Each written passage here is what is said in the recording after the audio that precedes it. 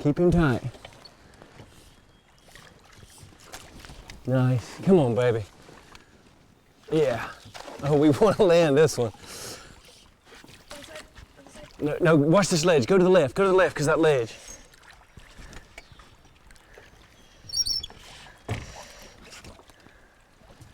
Attaboy. Keep turning him left. Woo!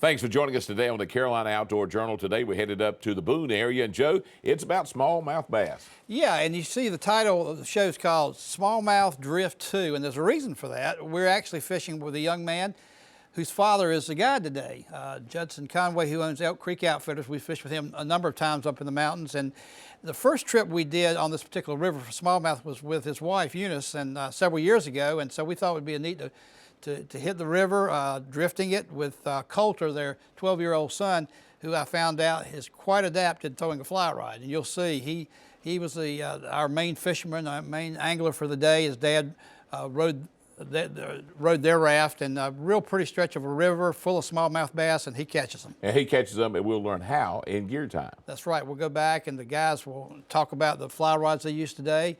They're using popping bugs. They started with popping bugs and went through 2 or 3 different patterns, and just didn't seem to catch the fish's attention. They ended up with a grasshopper pattern that really turned the fish on. And our recipe today is with shrimp. That's right. It's a really tasty shrimp recipe. It's a new one from Donna, so pay attention. Let's go fishing in the mountains of North Carolina. So what's our plan for today, Dad? Well, smallmouth bass is the game. It's mid-May. I know I got you up super early. You've got a soccer tournament this afternoon in Boone, but we've had a good topwater bite. So fly rods, topwater, popping bugs. Hopefully, you know, the bite will still be on. The water conditions are right, so let's see if we can go wreck some fish. Okay. Let's get this boat and do it. Let's do it. You all right? Yeah.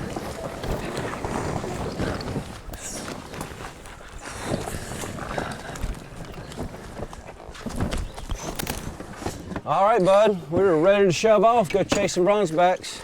Let's get these rods in. You lucky dog get to hop up front.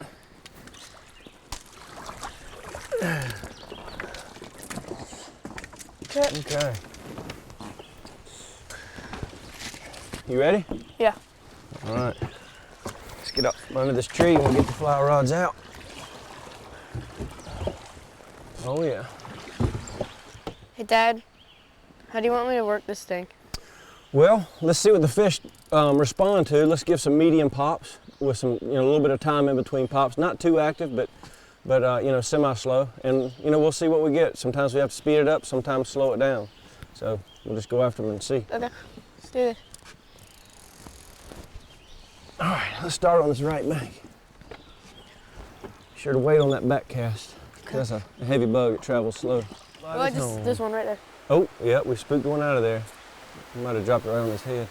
Okay, just go straight down. Yep, in that little cove ahead of you. Oh, look, bait jumped right here. Go to that limb, quick. There you go, right there, perfect. Pop it.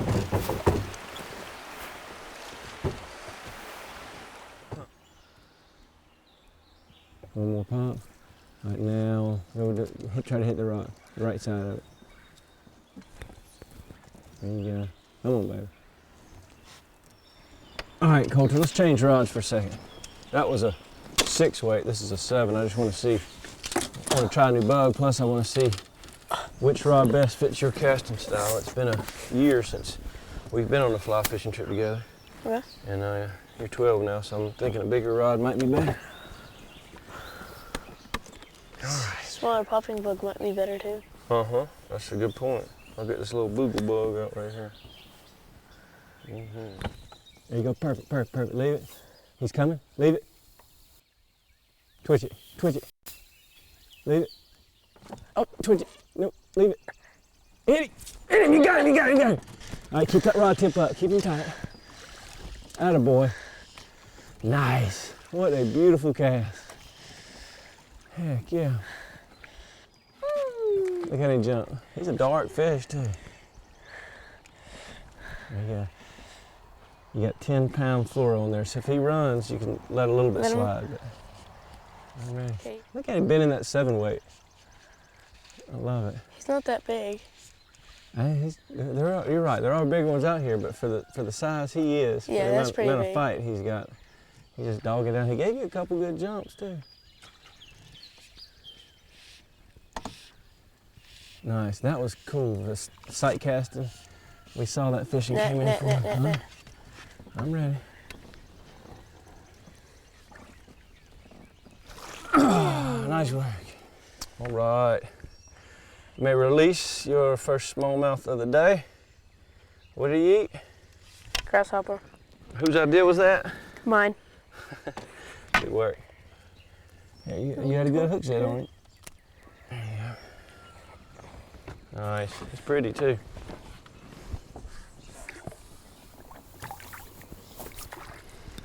All right, good job, bud. Let's go find another one. Do trout like it mountain water, like colder? Trout definitely like colder water. This temperature was 78 degrees 3 days ago. Luckily, it's cooled down a little bit. It's 73 this morning. Yeah, that's why this is a smallmouth fishery, because of that temperature. It'll get up in the 80s this summer, but trout have to have colder water. They can't do that. They start getting stressed in the high 60s. One more twitch. And next time, oh, there you go. Yeah, keep your rod tip up. Good.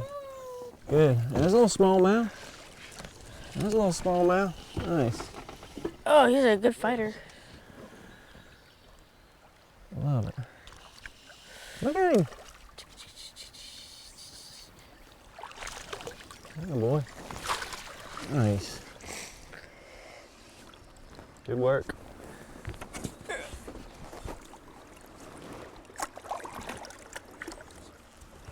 All right, Coulter. Nice job, buddy. Thanks. Good.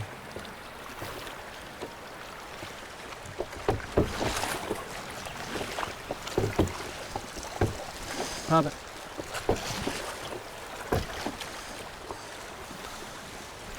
There you go. Oh, he's got it. Pick up. Oh, he Right when I was mending. I know that man messed you up. I mend it again. Thank goodness he was only 2 18 inches. inches instead of 20. I didn't even see that. Your body was in between. Oh, there's another one with it. See that? Uh-huh. All right, yeah. Keep that rod bent. I missed the whole thing. I'm glad you were watching. Oh, he tried to go under that ledge. Yeah, he is. Oh. Nice. All right. Smallmouth in the boat, baby. It's got good color. I missed the whole take. Your body was in between me and the fish, but. Well, I watched my fly the whole way through, and there was another one that came up and tried to eat it.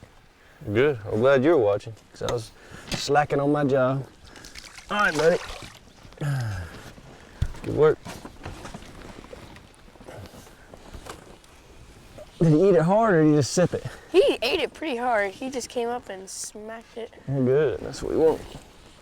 I always tell people, set the hook like they eat it. He eats it hard, you set it hard. They come up and sip it slow, you gotta be slow. Set it Give him slow. a second before you reel him. All right. Pick back up where we left off.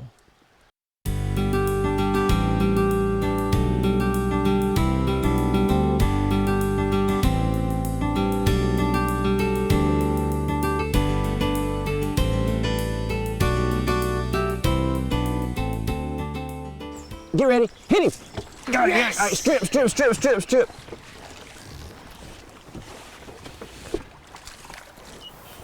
Nice. Way to work him on. Keep that rod bent. Attaboy. Attaboy. I'm liking this cloud cover right now. I think that's definitely going to help our topwater bite.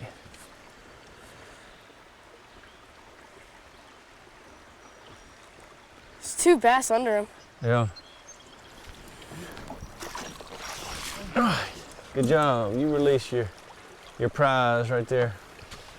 Pretty bronze back.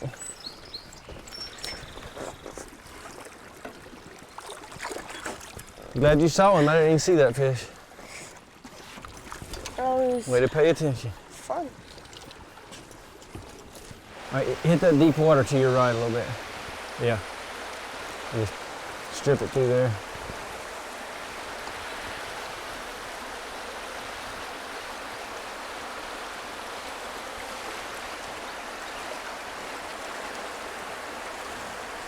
So just keep him tight. Keep him tight. Nice. Come on, baby. Yeah. Oh, we want to land this one. No, no, watch this ledge. Go to the left. Go to the left, because that ledge.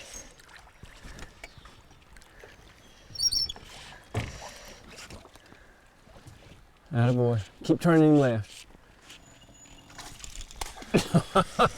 Woo!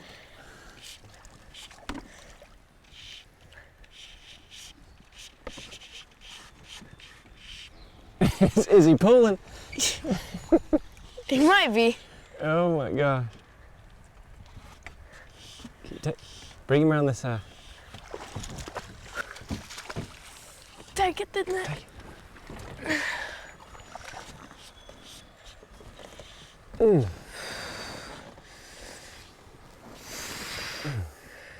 Son, look at that bronze back right there. Oh!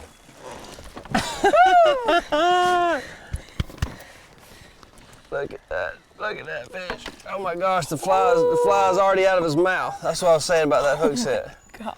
I gotta take a picture of that one, buddy. How about that? On a little grasshopper. All right, buddy, let me get a good pic of this. Here, pull your glasses down. Hold your rod up. There you go. Bring the fish on towards me. There you go.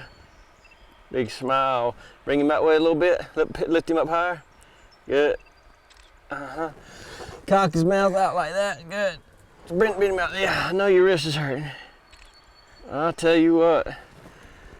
Hey, don't let him in. Don't let him in yet. Let's get a measurement of him. Yeah, there you go. Tell me. 20 inches on the nose. That's your first North Carolina smallmouth citation right there, buddy. It's a beautiful thing. Beautiful thing. Topwater fly on a little tiny grasshopper. There she goes. Right here. Nice. Woo! They pull, don't they? Yeah.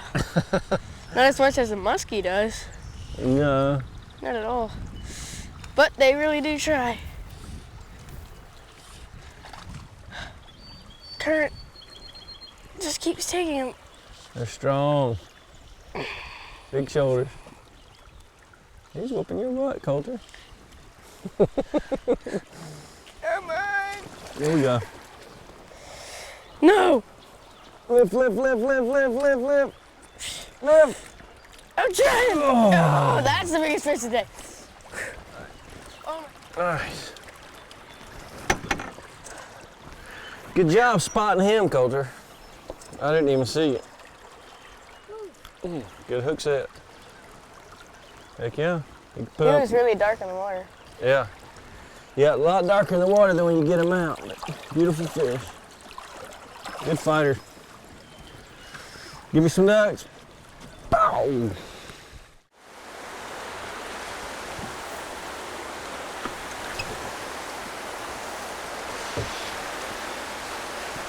Good, good, good, good, good. Man, he was right by the boat. I cannot believe he didn't see us.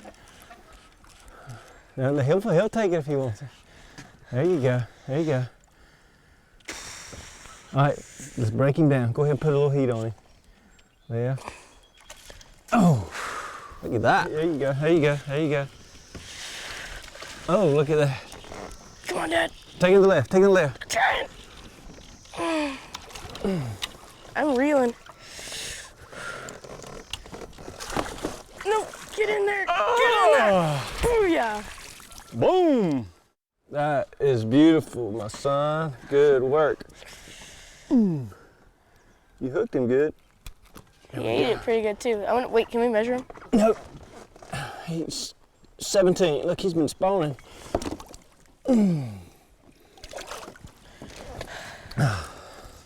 Nice work, son. Nice work. Oh my gosh. Whew. Your wrist is hurting now, I know. Coulter is good. He really is. I'll tell you, this was about a 6, 7, close to 7-hour drift on the river, and yeah, his dad was, both of them were spotting fish. The water's clear, and we're kind of moving down the river real easy, and they could actually see fish, and Judson would point a fish out, and he was really, really accurate with his cast. 12 years old. He's been fishing, I think, since he was 6, and you saw he caught every one of the fish. He was the main angler for us today, and just a real pretty stretch of the river. They've been fishing for a number of years, and lots of fun. Well, let's see what we can learn in gear time.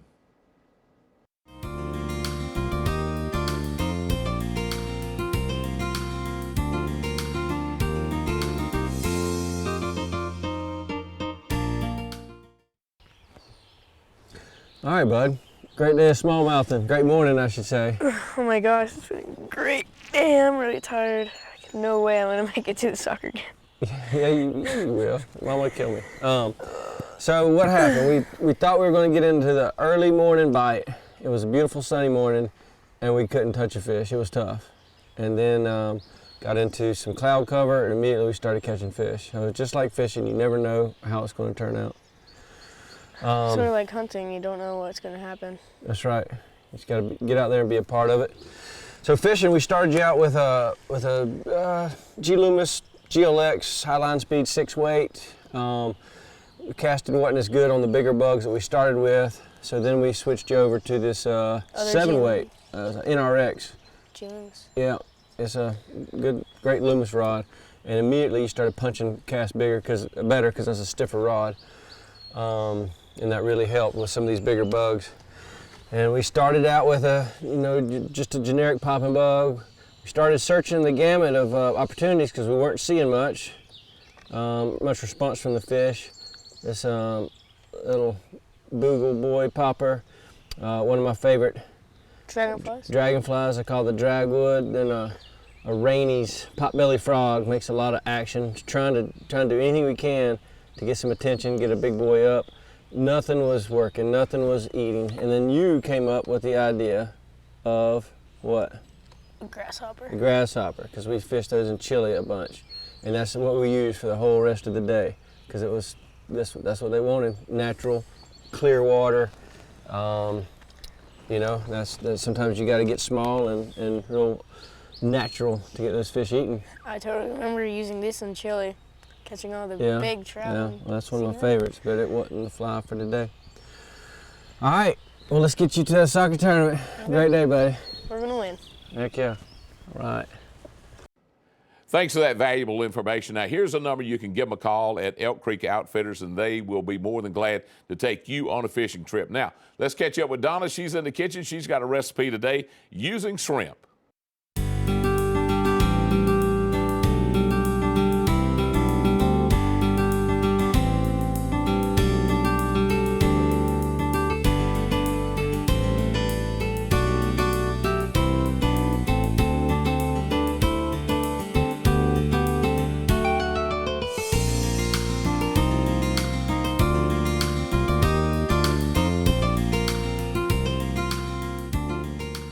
Today in the kitchen we're making a shrimp and bean salad, and this is a warm salad, so it's a little different than probably what you're used to. What we're going to do, first of all, we're going to take our shrimp and we're going to make a little mixture of lemon juice and garlic and some zest and a little olive oil. We're going to toss that in the shrimp in our bowl with the shrimp has been peeled, and then we're going to place it on a piece of parchment paper and roast this at 400 degrees for about 5 to 7 minutes until your shrimp is just turning pink and cooked thoroughly.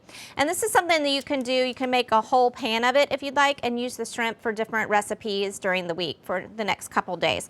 So while that's roasting, we're gonna go ahead and start with our bean salad. I have some oil heating in my pan. I'm gonna add some chopped red onion to this. I'm also going to add some garlic and some cannellini beans. These are just canned beans that I've rinsed and drained. I'm going to add some thyme, fresh thyme, and give this a stir. So we're going to let this cook until your onions are tender and are a little bit translucent. We're going to add in a little chicken stock and some fresh lemon juice. And this is going to start to bubble, and then we're going to wilt, I guess you'd say, wilt our arugula and our radicchio. So this is your radicchio, which is a nice, pretty purple colored cabbage, and we're going to put that in there. And we don't want to cook this too much because we want to keep that texture and that beautiful color. And then some arugula, which has kind of a peppery flavor to it. And we're just going to toss that.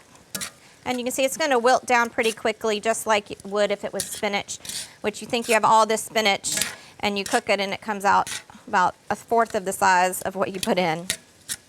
So you can see it's got some great colors to it. And once our shrimp is done, we're going to take our cooked shrimp and we're just going to add that to our mixture and give it a toss. So it goes together quick and easy. This is a great meal that you can make for your family on during the week because it's not going to take much time at all. It's going to probably take about 30 minutes to make it from start to finish, which is great. So you can see then we're just going to plate it on our white platter and you're ready to go. Your family has a great quick meal, lots of great colors and lots of great nutrients in it too. There we go. And you're ready to go. You'd only have to serve this too. You don't even have to do a side with it. So I hope you enjoyed the shrimp and bean salad, and I look forward to seeing you next time here on Simple Cooking. Thanks, Donna, for another great recipe. You can check out our cookbook. It's right there on CarolinaOutdoorJournal.com. Coder, that young man is good. He really is. At 12 years of age and can work a fly rod as long as he did.